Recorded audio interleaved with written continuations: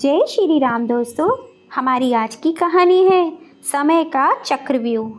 गांव की खुशहाल ज़िंदगी जीने वाले मनीष बंसल जी अब एक छोटे से शहर अलीगढ़ में रहते हैं। उनका एक छोटा सा खुशहाल परिवार है। उनके घर में उनकी पत्नी, उनका बेटा दीपक और उनकी बहू पूनम, 9 वर्ष का पोता साहिल रहते हैं। आज उनके बेटे दीपक के कमरे से बहुत तेज़ आवाज़ें आ रही थीं। शायद दीपक और पूनम में किसी बात को लेकर बहस हो रही थी। मनीष बंसल जी और उनकी पत्नी डाइनिंग टेबल पर बैठकर चाय पीते हुए दीपक के कमरे से आते शोर को सुनने की कोशिश कर रहे थे, पर उन्हें कुछ समझ में नहीं आ रहा था।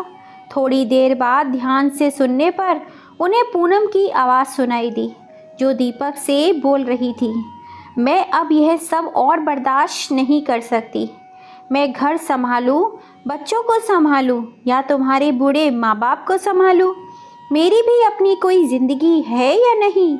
और हमारे पास इतने पैसे भी तो नहीं हैं जो इनकी देखरेख के लिए नौकर रख सके। तुम उन दोनों को वृद्धाश्रम भेज दो। जब तुम्हारा मन हो उनसे मिल आया करना, और जब उनका मन हो वो यहाँ आ जाया करेंगे मिलने के लिए। पूनम की बात सुनकर मनीष बंसल जी और उनकी पत्नी की आंखों से आंसू बह रहे थे, और मनीष बंसल जी उन दोनों दिनों को याद कर रहे थे जब दीपक बहुत छोटा सा था। कैसे मनीष बंसल जी ने मजदूरी करके दीपक की परवरिश की, खुद की इच्छाओं का गला घोंटकर दीपक की हर इच्छा की ख्वाहिश पूरी की, अच्छे स्कूल में पढ़ाया। कभी कभी मनीष बंसल जी उस और उनकी पत्नी अपने घर के खर्च कम करके दीपक की स्कूल की फीस भरते थे। खुद भूखे रहते थे, पर दीपक को अच्छे से अच्छे खाना खिलाते थे। अच्छे कॉलेज में उसका एडमिशन कराया। पैसे ना होते हुए भी जैसे तैसे करके मेडिकल की पढ़ाई पूरी कराई। और आज दीपक बच्चों का डॉक्टर है, तो उसके बूढ़े माँ बाप उसके लिए बोझ हो गए। तभी मनीष बंसल जी के पोते साहिल की आवाज़ आई। साहिल अपने पापा दीपक से पूछ रहा था, पापा ये वृद्धाश्रम क्या होता है? तो दीपक बोला, बेटा वृद्धाश्रम वह होता है जहाँ बूढ़े लोग रहते हैं। तो साहिल अपनी मासूमियत से बोला, पापा जब आप और मम्मी बूढ़े हो जाओगे तो आप दोनों भी मुझे छोड़कर वृद्धाश्रम में चले जाओगे क्या? साहिल की बात सुनकर पूनम गुस्से से साहिल पर बरसते हुए बोली, साहिल यह क्या तरीका है बात करने का अपने पापा से? कोई ऐसे बात करता है? हम तुम्हारे लिए अपनी पूरी ज़िंदगी न्यौछावर कर रहे हैं, तुम्हें अच्छे से अच्छे स्कूल में पढ़ा रहे हैं, तुम्हारी हर ख्वाहिश को पूरी करते हैं, और तुम हमें वृद्धाश्रम भेजने की बात कर रहे हो। साहिल पूनम के गुस्से से थोड़ा सा सहम गया था और डरते हुए धीरे से अपने पापा से बोला, पापा क्या दादी दादू ने आपको अच्छे स्कूल में नहीं पढ़ाया? क्या उन्होंने आपकी कोई इच्छा पूरी नहीं की? क्या उन्होंने अपनी ज़िंदगी आपके लिए नहीं जी? साहिल की बात सुनकर दीपक अपने बचपन की यादों में खो गया। दीपक उन दिनों को याद कर रहा था जब दीपक बहुत छोटा था और बड़ी बड़ी गाड़ियों को देखकर उसमें बैठने और घूमने की ज़िद किया करता था। तो मनीष बंसल जी दीपक को यह कहकर समझा देते थे, जब तुम पढ़ लिख कर बड़े हो जाओगे और तुम अच्छी सी नौकरी करोगे तो तुम भी बड़ी बड़ी गाड़ी लेना और उसमें घूमना। मेरे पास तो साइकिल है, अभी इसी पर घूम लो।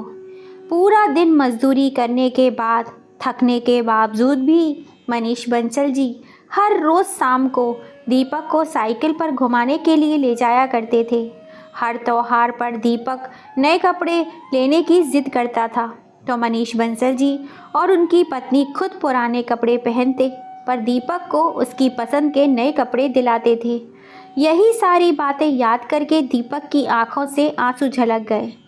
पूनम ने जब दीपक की आंखों से आंसू निकलते हुए देखे तो दीपक से बोली, आप भी क्या बच्चे की बातें सुनकर भावुक हो रहे हो? यह तो नादान है, कुछ भी बोलता है।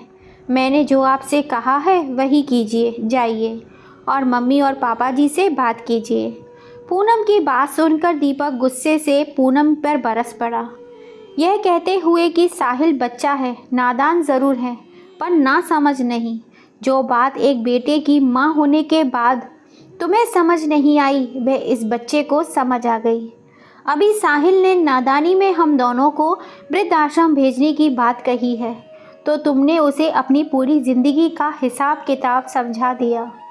बल्कि जितना मेरे मम्मी पापा ने मेरे लिए किया है, उसका आधा भी हमने साहिल के लिए नहीं किया है। आज मेरे पास तो यह डॉक्टर की नौकरी है, जिसकी वजह से हम साहिल को अच्छे से पढ़ा सके और उसके पूरे खर्चे भी उठा सके। पर मेरे पापा के पास तो कुछ नहीं था, वह तो मजदूरी करते थे। फिर भी उन्होंने मुझे एक अच्छे स्कूल में पढ़ाया और अच्छे कॉलेज में पढ़ाया, फिर इस काबिल बनाया कि मैं एक अच्छा और ईमानदार डॉक्टर बन सकूं। उनके लिए इतना मुश्किल रहा होगा ये सब कुछ करना, कभी सोचा है तुमने? दीपक की बातें सुनकर पूनम का गुस्सा और बढ़ गया और पूनम गुस्से से चिल्लाती हुई बोली, मुझे कुछ नहीं सुनना है। किसने क्या किया और क्या नहीं किया, ये बस। अगर मेरे मम्मी पापा की जगह तुम्हारे मम्मी पापा वृद्धाश्रम भेज देती, तो पूनम बोली, मेरे मम्मी पापा ने अपनी ज़िंदगी में इतना धन अपना खर्च करते हैं और अपनी देखरेख के लिए वह नौकर चाकर। तो दीपक बोला, अगर तुम्हारे मम्मी पापा के पास पैसा है, तो मेरे माँ बाप के पास उनका बेटा है जो उनका ध्यान रख सकता है। मैं अपने मम्मी पापा को कहीं नहीं दूंगा, तुम्हें जो करना है कर लो। दीपक और पूनम की लड़ाई बढ़ती देख मनीष बंसल जी और उनकी पत्नी वृद्धाश्रम जाने का कर लिया और अपने कमरे में चले गए अपना अपना सामान पैक करने के लिए। मनीष बंसल जी और उनकी पत्नी अपना सामान लेकर बाहर आ गए। साहिल ने उनसे पूछा, दादी, दादू, आप दोनों कहीं जा रहे हो क्या? तो मनीष बंसल जी बोले, हाँ बेटा। तो साहिल बोला, मैं भी आप दोनों के साथ चलूँगा। तो मनीष बंसल जी बोले, नहीं बेटा, तुम अपनी मम्मी पापा के साथ रहो। हम जहाँ जा रहे हैं वहाँ तुम हमारे साथ नहीं रह सकते। तो साहिल बोला, आप कहाँ जा रहे हो? तो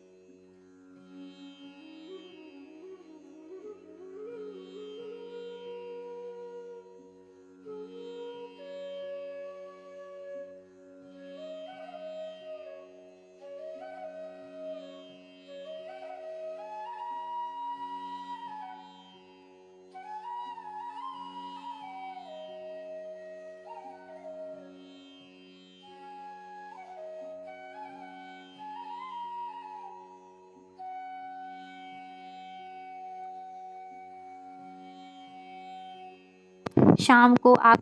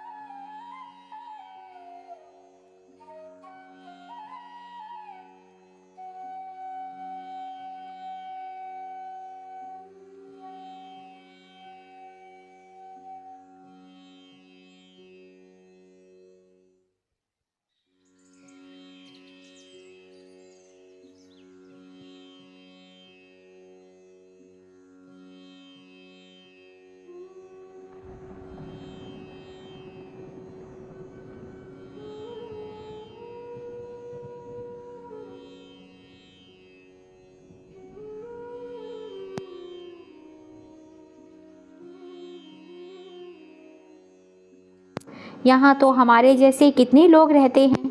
दीपक बोला, पापा जी, मेरा घर जितना मेरा है उतना पूनम का भी है। और क्या आपका मुझसे कोई रिश्ता नहीं है?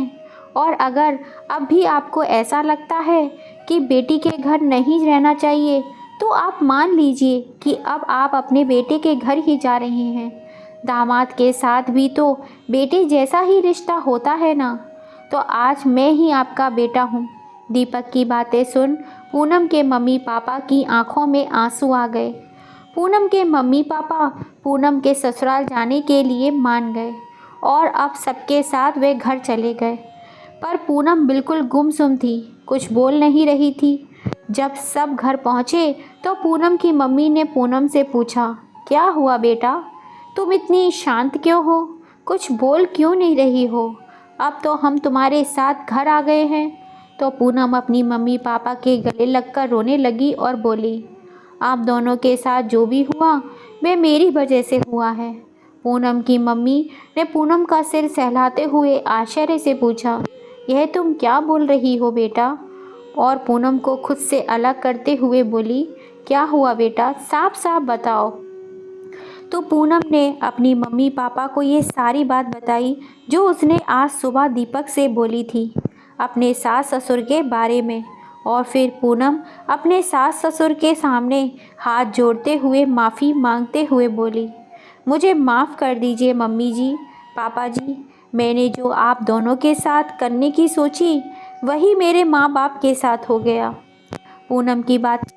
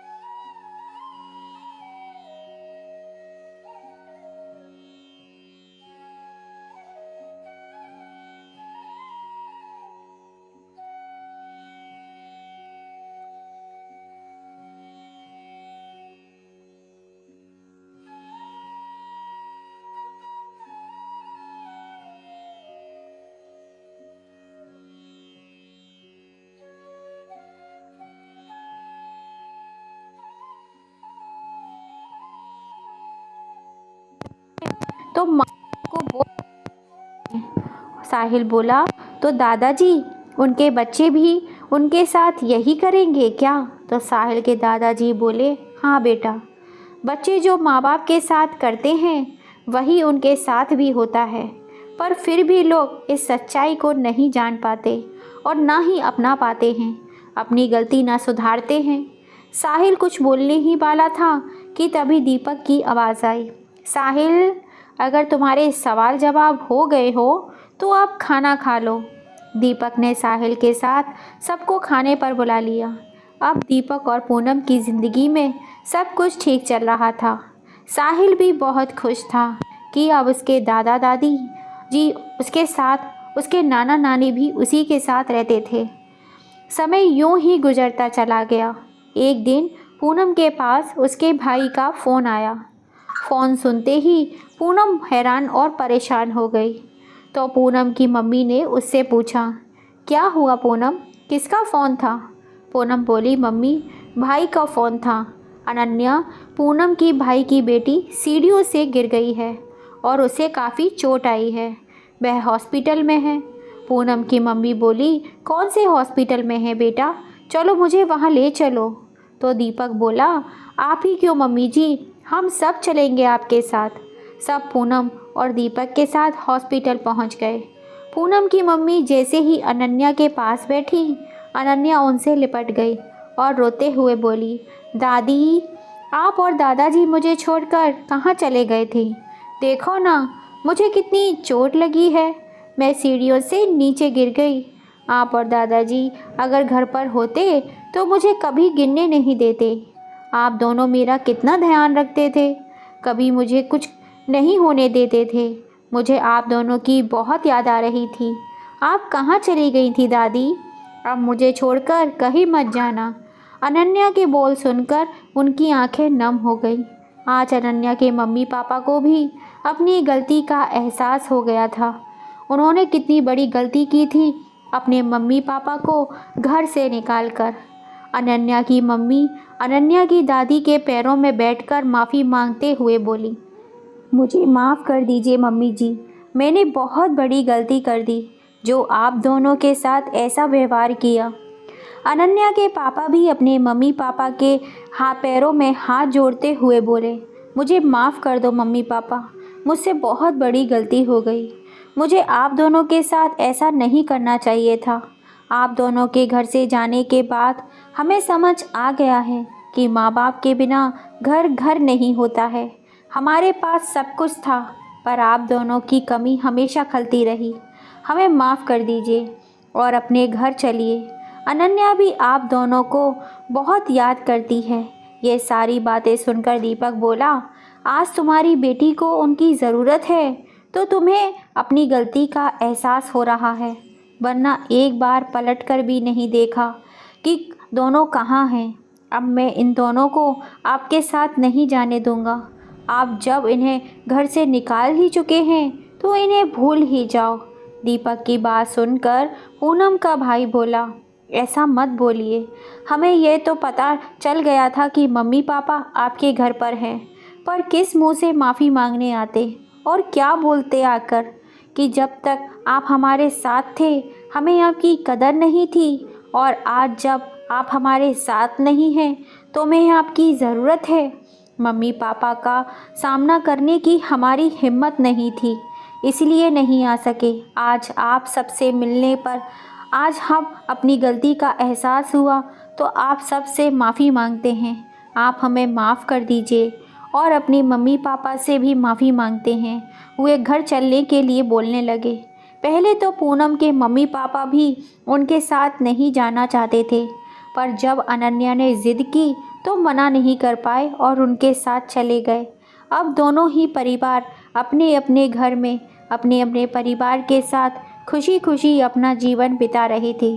कुछ समय बाद ही एक दिन दीपक अपने ऑफिस से घर लौट रहा था। रास्ते में अचानक उसकी गाड़ी के आगे एक बूढ़ी अम्मा आ गई। उन्हें देख दीपक ने गाड़ी रोक दी और हड़बड़ा कर गाड़ी से बाहर निकला। बूढ़ी अम्मा से बोला, आप ठीक तो हैं ना अम्मा, आपको कहीं चोट तो नहीं लगी? तो वह अम्मा बोली, नहीं बेटा, चोट तो मुझे नहीं लगी है, मुझे माफ़ कर दे, मैं एकदम से तेरी गाड़ी के सामने आ गई। वह क्या है कि मुझे सही से दिखाई नहीं देता। उन अम्मा के पास कुछ सामान भी था, एक बैग में। दीपक ने उनसे पूछा, आप कहीं जा रही हो क्या? चलो मैं आपको छोड़ देता हूँ। कहाँ जाना है आपको? तो वो अम्मा बोली, बेटा मुझे वृद्धाश्रम छोड़ दे। वृद्धाश्रम का नाम सुनते ही दीपक ने आश्चर्य से पूछा, वृद्धाश्रम क्यों जाना है माँ अम्मा आपको? आपका घर कहाँ है? तो वह अम्मा बोली, अब मेरा कोई घर नहीं है। जो था अब वो बेटों का हो गया और अब मैं उन पर बोझ बन गई हूँ। दीपक को ये बातें सुनकर गुस्सा आ गया और उसने गुस्से को शांत करते हुए अम्मा से बोला, अम्मा जी अब तो रात होने वाली है, इतनी रात में कहाँ जाओगी? आप अभी मेरे घर चलो, सुबह आप जहाँ भी कहोगी मैं आपको वहीं छोड़ दूँगा। तो वह अम्मा बोली, पर बेटा ना मैं तुम्हें जानती हूँ और ना ही तुम मुझे अपने घर कैसे ले जाओगे? तो दीपक बोला, अम्मा आप मेरी माँ जैसी हो और एक बेटे के लिए इतनी जान पहचान काफ़ी है। चलो आप मेरे साथ। दीपक अम्मा को अपने साथ अपने घर ले गया। जब दीपक उनके साथ घर पहुंचा तो सबने दीपक को आश्चर्य से देखा और दीपक के पापा ने उससे पूछा, यह कौन है बेटा? तो दीपक ने उन्हें सारी बात बताई। दीपक के पापा बोले, ये तो तूने बहुत अच्छा किया जो इन्हें अपने साथ ले आया। रात का खाना खाने के बाद सब उन बूढ़ी अम्मा के साथ ही बैठे थे। बातों ही बातों में उन्होंने बताया कि उनके दो बेटे हैं। बड़ा बेटा तो बाहर कंपनी में काम करता है, उसकी पत्नी और बच्चे उसी के साथ रहा करते हैं, और दूसरा छोटा बेटा टीचर है जो अपनी पत्नी और बेटी के साथ यहीं रहता है। दीपक ने साहिल से कहा, चलो बेटा आप जाओ और सो जाओ, सुबह स्कूल भी जाना है। और अपनी मम्मी से बोला, आप माँ जी को अपने साथ सुला लेना, साहिल पापा के साथ सो जाएगा। सब अपने अपने कमरे में सोने के लिए चले गए। दीपक कुछ खोया खोया सा था तो पूनम ने उससे पूछा, क्या हुआ, क्या सोच रहे हो? तो दीपक बोला, कैसी दुनिया है यह, दो दो बेटों के होते हुए भी माँ रात में दर दर भटक रही थी। तो पूनम बोली, अब आप इन सब बातों के बारे में मत सोचो, अब वह माँ जी हमारे साथ है तो उन्हें भी कोई परेशानी नहीं होगी, इस बारे में सुबह बात करेंगे। अगले दिन सुबह नाश्ते के समय दीपक पूनम से बोला, आज मेरा एक दोस्त अपनी पत्नी के साथ रात के खाने पर आ रहा है तो समय से तैयारी कर लेना। पूनम बोली, ठीक है। ऑफिस जाते हुए दीपक उन अम्मा से बोला, लाइए अम्मा जी अपना पुराना चश्मा दे दीजिए, आज मैं नया चश्मा बनवा लाऊंगा। तो वह बोली, बेटा तुम तो आज ही मुझे वृद्धाश्रम छोड़ने वाले थे। तो दीपक बोला, अभी आप कुछ दिन हमारे साथ रहिए, तब तक आपका नया चश्मा भी बनकर आ जाएगा। दीपक अम्मा का पुराना चश्मा लेकर वहाँ से ऑफिस के लिए निकल गया। शाम को दीपक अपने दोस्त लोकेश और उसकी पत्नी प्रेरणा के साथ घर पहुँचा और अम्मा की ओर चश्मा बढ़ाते हुए बोला, यह लो अम्मा जी आपका नया चश्मा। अम्मा को देखते ही लोकेश बोला, अरे माँ आप यहाँ कैसे? सबने लोकेश को आश्चर्य से देखा और दीपक बोला, अम्मा ये तुम्हारी माँ है? लोकेश, पर तुम्हारी मम्मी पापा की तो मृत्यु हो चुकी है। अम्मा लोकेश को छूकर देख रही थी और खुश होते हुए बोली, तुम लोकेश हो? लोकेश बोला, हाँ माँ मैं लोकेश हूँ। लोकेश ने सब कुछ बताया कि जब मम्मी पापा की मृत्यु हुई थी तो मेरा अपना कोई नहीं रहा, तब इनके पति सोहन लाल जी ने मुझे अनाथ आश्रम पहुँचाया, मेरी पढ़ाई का खर्चा भी देते थे। आज मैं जो कुछ हूँ इन्हीं की वजह से हूँ और तब से ही इन्हें पिताजी और इन्हें माँ बोलता हूँ। लोकेश ने अम्मा से पूछा, पर माँ आप यहाँ कैसे? तो अम्मा ने उसे सब कुछ बताया। बड़ा बेटा और बहू तो यहाँ रहते नहीं हैं और छोटी बहू ने उन्हें घर से निकाल दिया है, तो मैं आश्रम जा रह रही थी तो दीपक की गाड़ी से टकरा गई और वह मुझे घर ले आया। लोकेश की पत्नी प्रेरणा बोली, कोई बात नहीं है माँ, अब आप हमारे साथ हमारे घर पर रहना, कोई ज़रूरत नहीं है कहीं जाने की। लोकेश भी तो आप ही के बेटे हैं, तो अब आप हमारे साथ ही रहेंगी। अम्मा बोली, नहीं बेटा मुझे वृद्धाश्रम में ही छोड़ आओ। तो लोकेश बोला, नहीं माँ, आप कहीं नहीं जाएंगी, बस मेरे साथ ही रहेंगी। लोकेश के बहुत समझाने पर अम्मा उनके साथ रहने के लिए मान गईं। रात का खाना खाने के बाद जब लोकेश अपनी माँ को लेकर घर जाने लगा तो दीपक उससे बोला, तुम्हें इनका घर पता है कहाँ है? तो लोकेश बोला, हाँ पता है, पर क्यों? तो दीपक बोला, इन्हें उनकी गलती का एहसास कराना ज़रूरी है। अब तुम घर जाओ, कल बताता हूँ क्या करना है। अगले दिन सुबह दीपक सोहन लाल जी के घर पहुँच गया। बैल बजाई, गेट उनके छोटे बेटे ने खोला। दीपक ने पूछा, क्या यह सोहन लाल जी का घर है? तो वह बोला, हाँ, पर आप कौन हैं? तो दीपक बोला, जी मैं एक पॉलिसी कंपनी से आया हूँ। आपके पिताजी ने आपकी माताजी के नाम पर एक पॉलिसी कराई थी, वह पूरी हो गई है, उसके पैसे देने हैं, आप माँ जी को बुला दीजिए। तो सोहन लाल जी का बेटा बोला, वह तो अभी घर पर नहीं है, कुछ दिन के बाद आएंगी, कहीं गई हुई हैं। तो दीपक बोला, कोई बात नहीं, मैं कुछ दिन के बाद आ जाऊँगा। तो सोहन लाल जी की बहू बोली, कुछ दिन के बाद क्यों, आप हमें दे दीजिए, हम माँ जी को दे देंगे, आप क्यों बार बार परेशान होते हो? तो दीपक बोला, नहीं, मैं उन्हें ही दूंगा, ऐसी ही किसी को नहीं दे सकता। तो सोहन लाल जी की बहू बोली, हम ऐसे ही कोई नहीं हैं, उनके बेटे और बहू हैं, आप हमें पैसे दे सकते हैं। तभी बाहर से एक आवाज़ आई कि पैसे लेने के लिए आप उनके बेटे और बहू बन गए, वरना यह आप पर बोझ बन गई थी। इतना बोलकर लोकेश माँ जी को अपने साथ अंदर लेकर आया। लोकेश के साथ माँ जी को देखकर उनके बेटे ने आश्चर्य से पूछा, तुम कौन हो और माँ तुम्हारे साथ कैसे? तो लोकेश बोला, एक माँ अपने बेटे के साथ नहीं होगी तो किसके साथ होगी? तो सोहन लाल जी के बेटे ने बड़े ही आश्चर्य से कहा, बेटा? तो लोकेश बोला, हाँ बेटा। फिर लोकेश की माँ ने उन्हें लोकेश के बारे में सब कुछ बताया। फिर लोकेश बोला, शर्म नहीं आई उस माँ को घर से निकालते हुए, जिन्होंने अपने पति की मृत्यु के बाद दूसरों के घर जाकर काम करके तुम दोनों भाइयों को आगे पढ़ाया, तुम्हारी सारी इच्छाओं को पूरा किया, जो आज तक तुम्हारे लिए जीती रही, वह माँ आज तुम्हारे लिए बोझ बन गई। सोहन लाल जी का बेटा और बहू शर्मिंदगी से सर झुकाए सारी बातें सुन रहे थे।